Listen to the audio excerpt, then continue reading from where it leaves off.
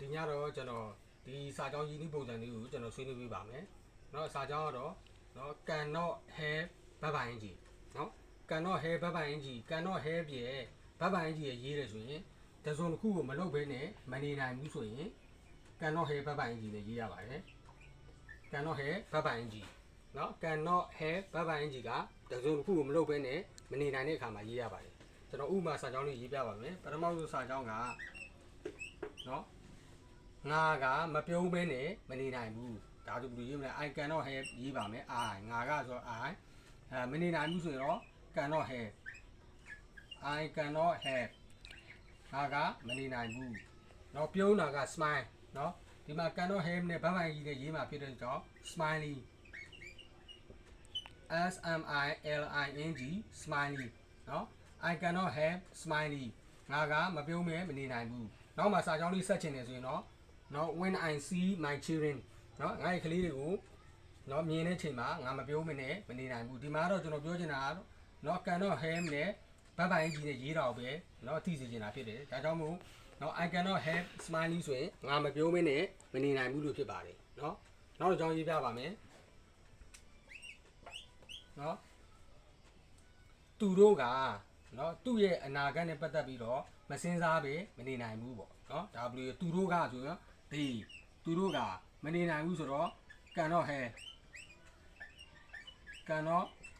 သူတို့ကမနေနိုင်ဘူးเนาะမစင်စားပဲမနေနိုင်ဘူးဆိုတော့စဉ်းစားတာက think เนาะဒီမှာဘတ်ပိုင်ကြီးနဲ့ရေးရမှာဆိုတော့ think he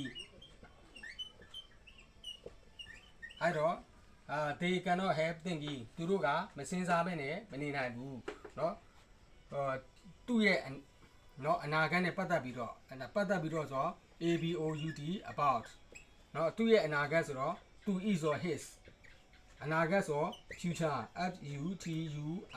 future ဒါဆိုရင်စာကြောင်းကြောင်းလုံးကเนาะ they cannot have thinking about his future သူတို့ကသူ့ရဲ့အနာဂတ်နဲ့ပတ်သက်ပြီးတော့မစင်စားဘဲနဲ့မနေနိုင်ဘူးလို့ဖြစ်သွားပါတယ်เนาะနောက်စာကြောင်းကြောင်းရေးပြပါမယ်ကျွန်ုပ်တို့ကเนาะစာမွေးနဲ့ပတ်သက်ပြီးတော့မစိုးရင်ပဲမနေနိုင်ဘူးဒါကျွန်ုပ်တို့ကမနေနိုင်ဘူးဆိုတော့ကျွန်ုပ်တို့ဆိုတော့ we ပေါ့เนาะ we ကျွန်ုပ်တို့ကမနေနိုင်ဘူးဆိုတော့ cannot have ကျွန်တော်တို့ကမနေနိုင်ဘူးเนาะမစိုးရင်ပဲနဲ့မနေနိုင်ဘူးစိုးရင်တာက worry เนาะမစိုးရင်ပဲမနေအောင်ဒီမှာဘတ်ပိုင်ကြီးရေးရမှာဆိုတော့ W O R R Y I N G worrying အဲ့တော့ we cannot have worrying ကျွန်တော်တို့ကမစိုးရင်ပဲမနေနိုင်ဘူးเนาะစာမွေးနဲ့ပတ်သက်ပြီးတော့ဆိုပတ်သက်တယ်ဆိုတော့ about